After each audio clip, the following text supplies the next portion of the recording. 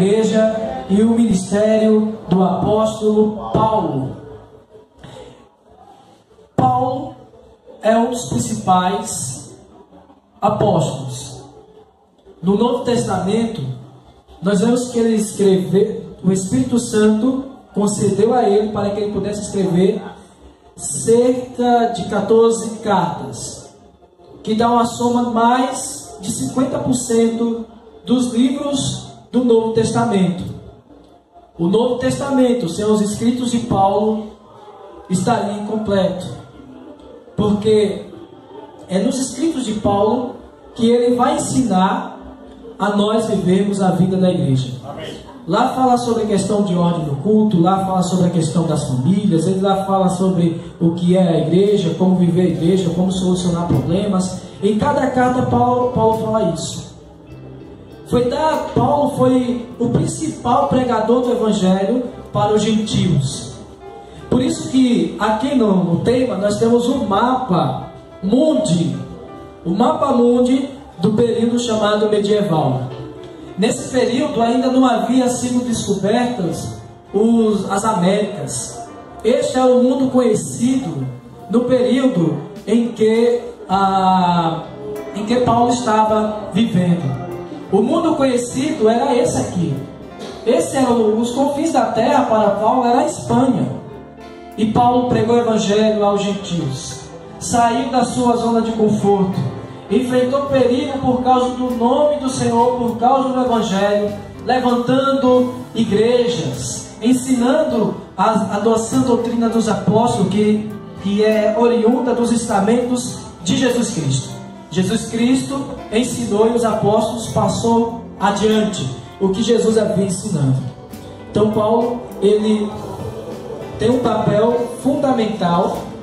Ele tem um papel fundamental no que diz respeito à pregação do evangelho, ao avanço do evangelho. Paulo foi usado por Deus nesse aspecto. E nós vamos ver alguns lugares onde Paulo pregou o evangelho. Paulo chegava na cidade, ele se fazia de tolo para ganhar os tolos. Deus deu a Paulo um espírito de sabedoria muito grande, porque a pregação de Paulo, usada pelo Espírito Santo, conquistava pessoas de todas as classes sociais. É muito difícil, irmão, você falar e a sua fala atingir todos os grupos. Mas Paulo falava e atingia todos os grupos, porque Deus o capacitou, Deus o levou. O chamamento de Paulo, como Paulo fala aos Gálatas, não foi de homem, foi de Deus. Ele tinha clareza disso. E nós? E você? Você tem clareza? Você tem clareza do seu chamamento? Para que você foi chamado? Isso tem que partir de você, irmãos. Não é irmão X falando por irmão Y que o irmão X falou que o irmão Y, que o chamado dele é para isso e para aquilo outro. Você vai perceber o seu chamado de acordo com o dom que Deus te deu e com o encargo que Deus te revelou. É uma coisa puramente nesse aspecto individual, porque a função de Paulo entre os apóstolos era diferenciada dos demais apóstolos. Os outros ficaram em Jerusalém. Paulo saiu desbravando, não sabia o que vinha pela frente, mas ele foi motivado pelo encargo, pela responsabilidade de pregar o evangelho de Jesus Cristo, o evangelho do Rei. Então, amados irmãos, quando você sabe o chamamento pela qual você foi chamado, você não vai parar por qualquer coisa. Você não vai parar porque você tem clareza para que você foi chamado. Se você não tem clareza para o que foi chamado, é tempo de buscar o Senhor, buscar a resposta do Senhor, porque uma coisa eu tenho certeza: Deus não nos chamou para estar no seu corpo, para ser um membro inativo, para ser um membro que não funcione. Todos os membros devem funcionar. No nosso corpo, aqui é uma representatividade, está funcionando vários membros, cada um com sua função. Assim é a igreja. Por isso que Paulo diz que a igreja é o corpo de Cristo, porque cada membro é um membro diferente do outro e cada um tem uma função diferente de outro. Isso vai depender do dom que Deus o deu e também do encargo que Deus o concedeu. Então Paulo pregou na Síria, que é um país, né, hoje. Esse país passou por guerra civil, foi desfacelado, não sei como é que está o estádio hoje, foi praticamente destruído, né? País de terra fértil e tudo, mas ele pregou lá. Inclusive, na última conferência internacional, eu conheci os irmãos da igreja de Damasco, tiveram na conferência internacional em Sumaré. O irmão estava traduzindo, ele contando o que estava acontecendo lá. Nossos irmãos, tem muitos irmãos da Síria refugiados aqui no Brasil. Os irmãos que viviam a vida da igreja na Síria, vivendo no Brasil. E na Cilícia também. Nós vamos ler Atos, capítulo 15, versículo 40 e 41, só para testificar. Tudo diz assim: mas Paulo, tendo escolhido a Silas, partiu encomendado pelos irmãos a graça do Senhor e passou pela Síria e Cilícia, confirmando as igrejas. Ele levantou as igrejas. Ele chegou lá, olha, lá não tem crente naquele lugar, eu vou pregar o evangelho ali. Aí os crentes que surgiram ali fizeram a igreja na Cilícia e a igreja na Síria, tá? E agora Atos capítulo 14, nós vamos ver que ele passou pela Ásia Menor, na cidade de Listra e Icônio. Listra e Icônio, capítulo 14, versículo 21 a 23. Diz assim, olha: e tendo anunciado o evangelho naquela cidade e feito muitos discípulos, voltaram para Listra e Icônio e Antioquia, fortalecendo a alma do discípulo, exortando a permanecer firmes na fé, mostrando que através de muitas tribulações nos importa entrar onde, irmãos? No reino de Deus. E promovendo-lhes em cada igreja eleição de presbítero, depois de orar com jejuns e comandarem o Senhor a quem havia crido. Então Paulo não parava. Desde a conversão dele, ele teve uma meta. Por que ele teve a meta? Porque ele sabia do seu chamamento. Como que está o seu viver cristão? Está com meta ou sem meta? Se você tem meta, é porque você sabe qual é o seu chamamento. E Paulo, ele pegando entre os gentios, confirmou, fez discípulos. Aqui discípulos significa aprendiz. E Paulo, ele doutrinava, ensinava, tá? Nos nossos grupos familiares de cuidado e multiplicação, onde acontecem os discipulados, tá? Nos estudos bíblicos, quando acontecem os discipulados, quando Paulo fala que discípulos, quando ele está falando discípulos, não quer dizer que Paulo estava criando um grupo para si, porque ele mostrou essa visão do corpo claramente lá em 1 Coríntios, que fala, por acaso o corpo de Cristo está dividido? Esse discípulo aqui é que ele estava ensinando a doutrina de Jesus Cristo, para que eles pudessem seguir, porque Paulo, ele não permanecia numa cidade por muito tempo. Ele ficava um tempo aqui, ia para outra cidade, e sempre levantando igreja, e as igrejas que ele levantava, que Deus levava ele levantar, ele não deixava isolada, ele cuidava, enviava carta, enviava irmãos, tinha tudo isso. Isso era o cuidado de Paulo. Paulo levantava as igrejas por meio da pregação do evangelho, mas também dava assistência na medida do possível naquele período. Então, ele estava levantando aqui também presbíteros. Presbíteros é ancião ou bispo. Isso diz respeito à hierarquia de liderança da igreja, que são presbíteros, diáconos. Presbíteros e diáconos são duas classificações. E as outras classificações, como apóstolos, profetas, evangelistas, pastores e mestres são funções correlacionadas a dons, sabe? E quem é um presbítero? Então, o presbítero pode ser uma pessoa mais velha, onde está na função de ancião, na casa dos seus 70, 80 anos, é um presbítero. Ele também pode ser uma pessoa mais jovem, na casa dos 40, né, por aí, onde vai estar como bispo. Presbítero é, em outras linguagens, o pastor da igreja, o irmão responsável da igreja. Esse é o significado bíblico da palavra presbítero. Esse é o significado. Diácono ou diaconisa é aqueles que dão suporte àqueles que estão à frente, ao ancião, ao bispo, tá? Aqueles que servem. Esses são os diaconisas. Então, na maioria das igrejas, nós vemos mais diáconos e diaconisas do que propriamente presbíteros. E Paulo estava elegendo, porque ele tinha um conhecimento, porque ele estava discipulando, porque ele sabia que teria um provável potencial de estar à frente da igreja. Ele tinha que estabelecer liderança, porque o povo necessita de liderança. O povo sem liderança é um povo isolado.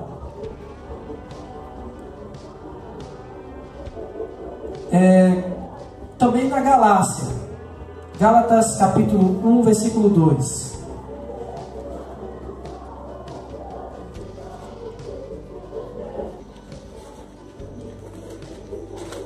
E todos os irmãos, meus companheiros, as igrejas da Galácia. Por que ele fala aqui no plural? Porque Galácia é uma região, é como se fosse um estado. Aí no estado tem várias igrejas, então ele fala as igrejas da Galácia. E os irmãos entendem isso porque já foi dado várias pregações sobre isso. Amém. Quando biblicamente se pode chamar igreja e quando biblicamente se pode chamar igrejas. E dentre outras regiões, como na Ásia Menor, quando a gente vê em Apocalipse capítulo 1, várias igrejas ali, né, da Ásia Menor. Na Europa, Macedônia, existe ainda hoje esse país. Macedônia, Paulo andou por lá. Você vai ver esse relato em 2 Coríntios capítulo 8.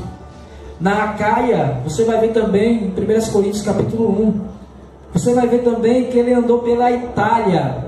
Na Itália, em Romanos capítulo 1 e também no capítulo 16, tem relatos sobre a Itália na Bíblia. Ele rodou muito, foi um homem que estava sendo fiel à comissão a qual foi chamado. E dentro do que ele pregou, trouxe algumas revelações. Ele falou sobre o mistério de Deus. O que é o mistério de Deus? Vamos ver Colossenses capítulo 2. Colossenses capítulo 2.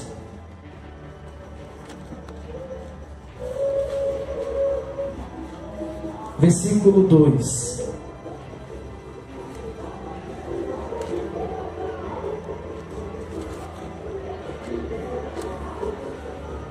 Colossenses capítulo 2, versículo 2.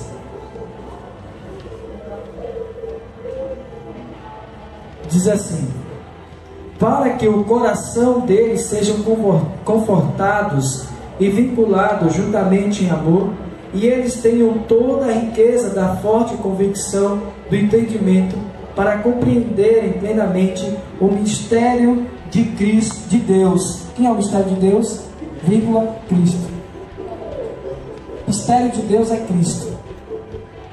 Por que mistério? O Antigo Testamento falava sobre a figura de Jesus Cristo, mas não se dizia o nome de Jesus Cristo. Isaías, conhecido como profeta messiânico, ele foi o que mais falou sobre a vinda do Messias, mas nunca falou o nome de Jesus Cristo. Ele falava, como ovelha muda, foi levado ao matador, sempre trazendo palavras simbólicas. Isso dá uma conotação de mistério, né? Traz uma conotação de mistério. E só no Novo Testamento que é revelado que Cristo é Deus. Alguns grupos que se dizem cristãos não acreditam que Cristo é Deus, mas nós acreditamos que Cristo é Deus. Uma vez, ou foi Filipe ou foi André, disse: Senhor, mostra-nos o Pai. Aí Jesus falou, foi Filipe, né? Aí o Senhor falou: há tanto tempo anda comigo e não vê o Pai. Outra vez Jesus falou também assim: ninguém vem ao Pai se não for por mim. Muitos dizem esse versículo assim: ninguém vai ao Pai. Está errado. O vai e o vem é diferente. Ninguém vem ao Pai se não for por mim. Nisso tudo é revelado o mistério de Deus, que é Cristo. Paulo também foi um que falava muito sobre Cristo. Isso era uma afronta aos judeus, porque os judeus não haviam reconhecido Cristo.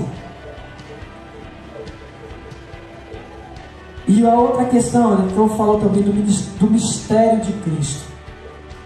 Efésios capítulo 3, versículo 8. Vamos ver o mistério de Cristo, qual é?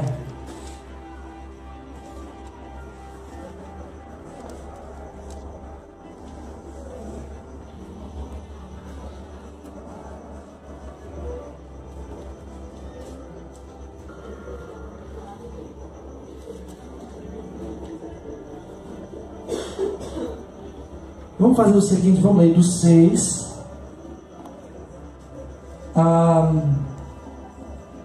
ao versículo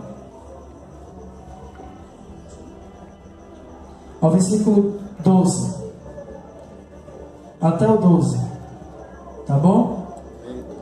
Diz assim: a saber que os gentios são co-herdeiros, membros do mesmo corpo. O corpo aqui é a igreja, entendeu? E comparticipante da promessa em Cristo Jesus por meio do Evangelho, do qual fui constituído ministro, conforme o dom da graça de Deus, a mim concedida, segundo a força operante do seu poder. Versículo 8. A mim, o menor de todos os santos, me foi dado esta graça de pregar aos gentios o evangelho das insondáveis riquezas de Cristo. Parar um pouquinho. Insondáveis riquezas de Cristo é aquilo que não se pode sondar. Então isso traz uma conotação de mistério, porque tem muito mistério ainda, né? E o nosso Deus é mistério. Ninguém nunca conheceu a mente do nosso Senhor.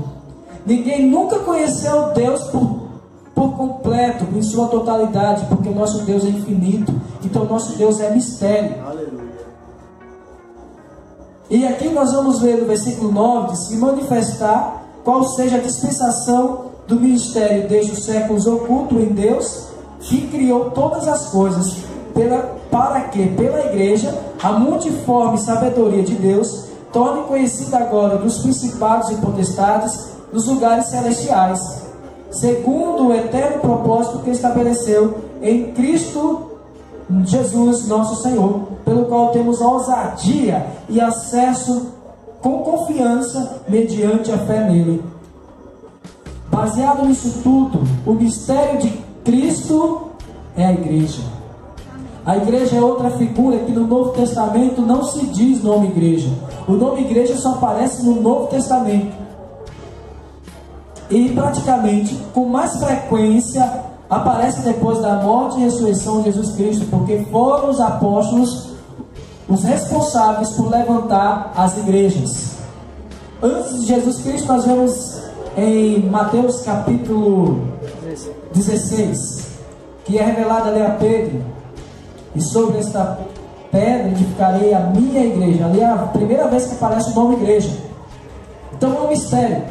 No Antigo Testamento nós vemos várias figuras que faziam alusão, que representavam a igreja, como o povo de Israel representava a igreja, o jardim do Éden representava a igreja, o tabernáculo representava a igreja, dentre outras coisas. Tudo isso representava a igreja. Por isso que é um mistério, porque só foi revelado o nome igreja com os apóstolos. E também o mistério da piedade. Vamos ver 1 Timóteo capítulo 3, versículo 16. 1 Timóteo capítulo 3, versículo 16.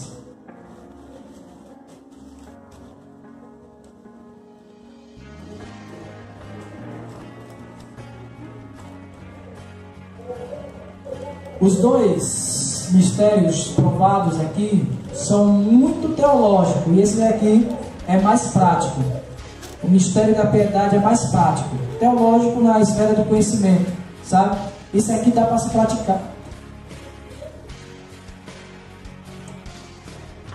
Versículo... vamos ler do 15. que é uma continuação, tá? Ó, fala assim: para que se eu tardar, fiquem cientes de como se deve proceder na casa de Deus, que é a igreja do Deus vivo, coluna e baluarte da verdade. Igreja aqui não se reduz a 4 paredes, porque proceder dentro de um templo físico é muito fácil. Como se deva proceder na cidade, entre os irmãos. Hebreu mostra que uma grande nuvem de testemunhas está a nos rodear, tanto principais potestades como também pessoas e até mesmo irmãos. Então a gente tem que ver como se procede entre os irmãos, entre as pessoas da igreja, que é na cidade. Não se diz respeito a 4 paredes, senão seria muito fácil.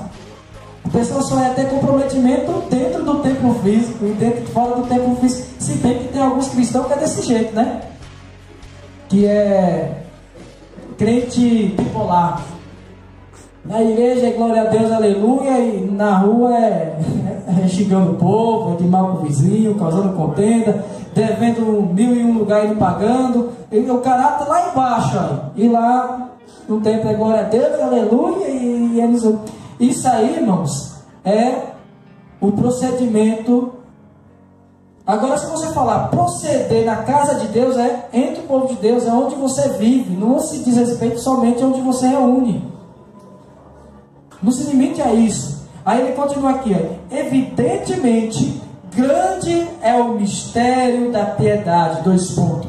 Aí aqui ele fala sobre Jesus, né? Aquele que foi manifestado na carne, foi justificado em espírito, contemplado por anjos, pregado entre os gentios, crido no mundo, recebido na glória. O que Paulo quis dizer aqui para Timóteo, ele disse que o motivo de você andar e proceder na casa de Deus é em relação ao que Jesus fez por você. Jesus fez por mim, por você. Será que ele merece a forma a qual nós estamos procedendo na casa de Deus? Nós temos que ter uma forte preocupação com o nosso testemunho, irmãos. O verdadeiro evangelho é o nosso testemunho. As pessoas não aguentam mais ouvir a palavra de Deus, os sermões, porque tem muitos escândalos por falta de testemunho. O verdadeiro evangelho é a sua vida, o seu caráter. É como você trata as pessoas, é como você abraça as pessoas, como você fala com as pessoas. O verdadeiro evangelho é isso. Não adianta de nada ter um conhecimento teológico, porque eu fiz isso, mas sua conduta não está sendo aprovada diante dos homens, nem tampouco diante de Deus. Verdade. Então isso é o ministério da piedade. É como você anda na casa de Deus, é como você procede na casa de Deus. Percebeu que é algo extremamente prático? Paulo ensinava essas coisas. E para finalizar, nós vamos ver aqui que Paulo levava as igrejas a viver no Espírito, porque é no Espírito que Deus opera. O livro de Atos, em algumas bíblias está lá, Atos dos Apóstolos. Está errado. O nome deveria ser Atos do Espírito, porque o Espírito é aquele que age. É o principal autor no livro de Atos. Aliás, em toda a Bíblia. Na igreja, é o Espírito de Deus que tem que agir. Temos que dar liberdade para que o Espírito de Deus possa agir. Porque quando o Espírito de Deus age, milagres acontecem. O Espírito de Deus coloca pessoas para que vai ser salvo dia a dia.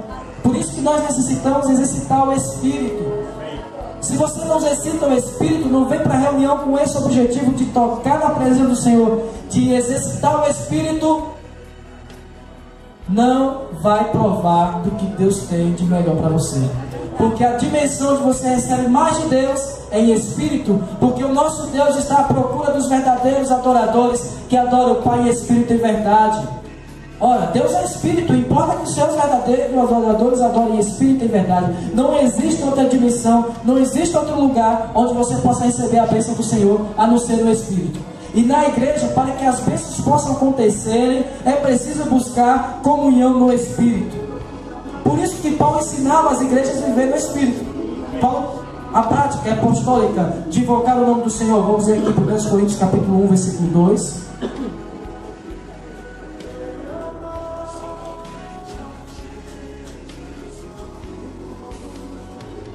Diz assim: a igreja de Deus que está na cidade de Corinto, aos santificados em Cristo Jesus, chamados para serem santos, com todos em quem em todo lugar faz o quê? Faz o quê? Invocam o nome do Senhor Jesus Cristo, Senhor deles e nosso. Mas ele queria dizer aqui que especificamente aqueles que viviam a vida da igreja, ele está falando Senhor deles e nosso, porque ele está levando em consideração os judeus. Mesmo sem os judeus terem reconhecido Cristo Jesus como Senhor, ainda Deus é o Senhor deles, mas também é nosso, porque nós invocamos o nome do Senhor. Entendido, irmãos? Invocar o nome do Senhor. Paulo ensinava a igreja. E essa aqui, a igreja de Corinto, nem precisava invocar o nome do Senhor, fazer jejum, porque era uma igreja problemática. Se não for a mais problemática da qual Paulo cuidou, essa aqui acontecia cada coisa, os membros não era brincadeira não, viu? Ó Senhor Jesus. E Paulo já começa a carta explicando para vocês têm que viver no Espírito. Mas você vai ver no desenrolar, lê o livro de Coríntios, você vai ver um monte de coisa que acontece. E Paulo, aí, no livro de 2 Coríntios, Paulo vem com a solução de 1 Coríntios. 1 Coríntios fala os problemas, 2 Coríntios fala a solução. Aí, no capítulo 12, ele volta de novo a falar sobre invocar o nome do Senhor. Do versículo 1 ao versículo 3, diz assim, olha: a respeito dos dons espirituais, não quero, irmãos, que sejam ignorantes. Ignorantes aqui não saibas, né? Ignorante não é aquela pessoa braba, não, grossa. Ignorante é aquela que não tem entendimento, que não sabe. Não quero que vocês não sejam ignorantes. Sabeis que outrora, quando ereis gentios, deixáveis conduzir-vos aos ídolos mudos, segundo eres guiados. Por isso vos faço entender, compreender, que ninguém fala pelo Espírito de Deus e afirma maldito Jesus, anátema Jesus, é maldito Jesus. Por outro lado, ninguém pode dizer o que? Senhor Jesus, senão pelo Espírito de Deus. É por isso que nós invocamos Senhor Jesus. Essa é uma prática apostólica. Essa é o que é a identidade da vida da igreja. E essa é uma prática para todos os cristãos praticarem. É a forma mais simples de estar na presença do Senhor. Agora tem um detalhe. A Bíblia diz que nem todo aquele que diz Senhor, Senhor entrará no reino dos céus. Isaías fala que muitos honram com seus lábios, mas o coração está distante de mim. E Romanos fala que nós temos que invocar de coração, com fé. Se você não invoca com fé, por exemplo, falar só com um vício linguístico, ó Senhor Jesus, ó Senhor Jesus, como se fosse um vício, uma coisa sem sentido, você não vai sentir a presença do Senhor e está zombando do Espírito Santo, que é um pecado gravíssimo, zombar do Espírito Santo. Então que nós possamos estar invocando de coração, com fé, com realidade, de invocar o nome do Senhor.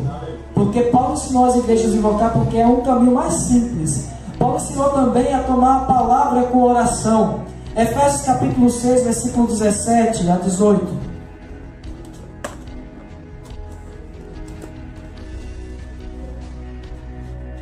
Efésios capítulo 6, versículo 17 a 18.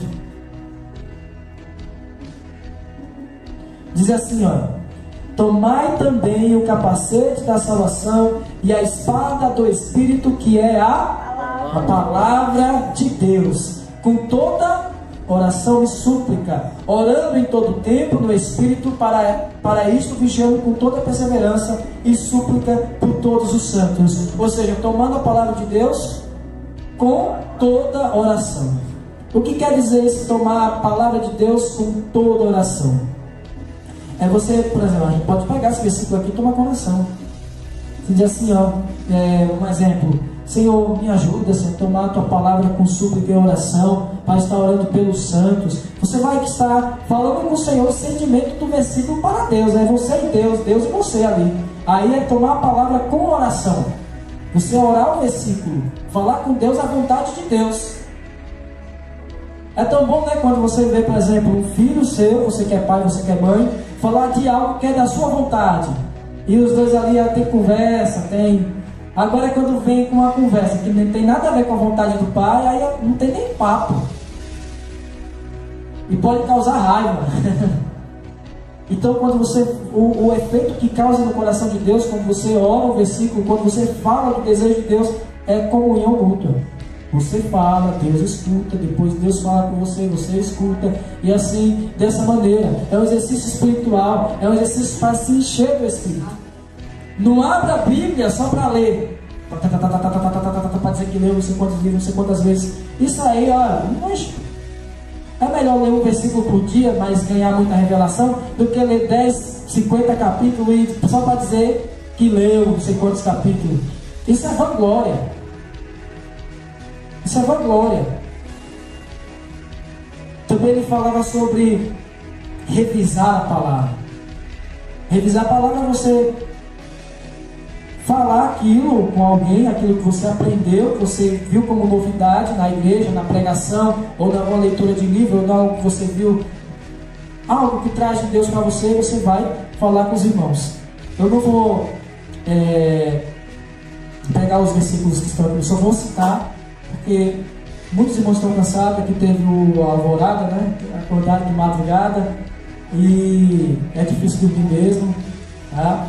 Mas aqui ficou a mensagem. O que eu posso dizer é o seguinte: os das trevas são mais prudentes que os da luz.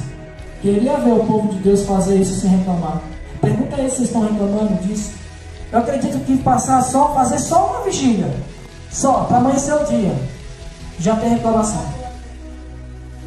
Já tem reclamação. E o povo tá aí, tu ainda vai virar e não sei o que, e tal, e não tem reclamação. A reclamação vai vir depois que cai a ficha, né? Mas enquanto eles estão curtindo, quer dizer, eles se entregam de corpo e alma nisso aí. E por que a gente não se entrega de corpo e alma nas coisas do Senhor? Será que só nós se entregávamos de corpo e alma quando estávamos no mundo? O Senhor não merece muito mais que corpo e alma para nós, para Ele? Isso deixa uma reflexão para nós. E vamos aqui ver sobre a revisão da palavra. Filipenses capítulo 3 fala isso, que é o ruminar da palavra. Capítulo 3, versículo 1. No profetizar. 1 Coríntios capítulo 14, ali mostra: uns podereis profetizar uns após os outros. O profetizar no Novo Testamento é diferente do profetizar no Antigo Testamento. No Antigo Testamento, os profetas eles tinham visões do que iria acontecer no futuro sem antes ter uma base bíblica, porque ainda estava sendo escrito muitas coisas. A única base bíblica que os profetas tinham era o Pentateuco, os livros de Moisés, 5 livros de Moisés. Fora isso, os outros livros estavam sendo escritos. Então o que acontece? Vinha mesmo, era Deus mesmo mostrando a eles, porque eles eram homens inspirados por Deus. E aí via e dizia: olha, vai acontecer, como Daniel, né? Vai acontecer no final do tempo, isso, aquilo, outro, tal. Daniel teve várias visões. O próprio Isaías, Ezequiel, todos eles trouxeram profecia, mas porque Deus falou isso. No Novo Testamento, profetizar significa a mesma coisa, que é falar por Deus, mas hoje nós temos a base. Tudo que tinha que ser revelado já foi revelado na palavra. O que passar da palavra, um tio ou qualquer coisa, pode considerar nada, não agrada a Deus. Aqui está toda a revelação. Deus pode sim, por meio de sonho, de visões, né? A pessoa pode. Deus é o Deus dos impossíveis, mas para você testificar com o Espírito de Deus se é de Deus, você vai ter que encontrar em algum cantinho da Bíblia algo que comprove aquilo. Porque se tiver comprovação bíblica, não acredite. Por que eu falo isso? Porque nos finais do tempo acontecerá, vai haver muitos espíritos enganadores que dizem ser Deus e não é Deus, que dizem ser Jesus e não é Jesus. O espírito da iniquidade vai estar operando de maneira forte. Por isso que profetizar na igreja é o que? Você falar Deus. Você falar Deus. Aqui nesta noite eu estou profetizando aos irmãos. E tudo que estou falando aqui é com base bíblica. Não tem invenção minha, nem invenção do além. Eu me restringo ao que a Bíblia me traz. E Deus pode estar conduzindo a minha fala, porque é Deus falando por mim os caminhos. E cada um vai receber de acordo com o seu coração. Porque cada um tem uma forma diferente de entender. Eu estou falando isso aqui, Ginaldo está entendendo de uma forma, Jason está entendendo de outra, Tia Lisa está entendendo de uma forma. E assim vai. Porque nós interpretamos o mundo de acordo com o nosso interior. Nós interpretamos aquilo que ouvimos de acordo com o nosso interior. Entendeu? Mas isso é profetizar. Tá? E também, ele, como havia falado, estabeleceu lideranças, Atos 14, 23, e 1 Timóteo capítulo 5, versículo 19. Ele fala sobre as lideranças. Efésios capítulo 4 fala sobre a questão dos dons espirituais. Tá? Na igreja pode haver vários pastores, sem contudo ter feito um curso de teologia para dizer que é pastor. Você é pastor pelo dom que Deus te deu. Você é evangelista pelo dom que Deus te deu. Você é mestre pelo dom que Deus te deu. Você não precisa fazer mestrado, não precisa fazer nada. É simplesmente pelo dom. Mas é importante sim, se você tiver condição de estudar, de ter algo importante hoje nos dias de hoje, que hoje em dia que vale é papel, né? Em muitos lugares você tem que provar que não é só falando. Então isso também é prudência. Nós também podemos dizer ignorar os irmãos que fazem isso. Isso é importante sim. Mas diante da Bíblia, a função espiritual depende do dom. E a hierarquia, a liderança espiritual depende do que Deus te comissionou. Para o que Deus te chamou? Para que Deus te chamou? Deus te deu o encargo de migrar, de levantar igrejas e ficar sem parar? Então talvez você tenha um chamado apostólico. Deus te deu o encargo de cuidar de vidas? Então Deus te deu um chamado pastoral. Deus te deu o encargo só de evangelizar sem cuidar de ninguém, só para falar e tal, e tal, e tal. Deus te deu um ministério evangelístico. Tudo isso é o ministério da palavra. Na igreja nós temos tudo. A Bíblia nos mostra isso aqui. E tudo aqui que eu tenho falado é o modelo primitivo de igreja, é o modelo simples de igreja, sem muita invenção, sem muita coisa. Isso é, sem muita não, sem nenhuma invenção. Isso é o que a Bíblia fala. Jesus é o Senhor. Amém.